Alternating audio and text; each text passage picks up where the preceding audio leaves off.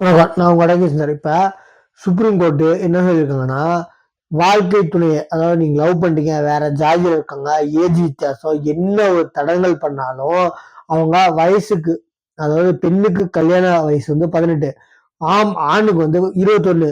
அந்த ஏஜ்ல 2 பேர் இருந்தாங்கன்னா முடிவு எடுக்கலாம்.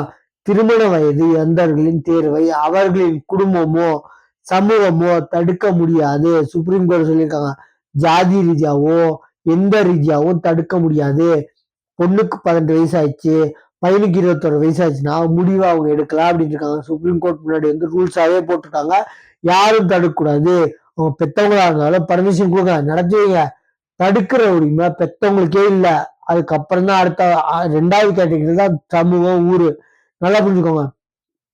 கேஸ்டோ மத்த ஜாதியோ, மேல் ஜாதி கீழ் ஜாதியை யாருமே தடுக்கிறதுக்கு உரிமை இல்லை, பெத்தவங்களுக்கு உரிமை இல்லை. இந்த வயசு கம்ப்ளீட் ஆயிடுச்சுன்னா அந்த அந்த நபருக்கான உரிமை அது அப்படின்னு இருக்காங்க. சரிங்களா? எப்படி பாக்குறீங்க? நம்ம சேனலை சப்ஸ்கிரைப் பண்ணி பாருங்க. தேங்க்யூ.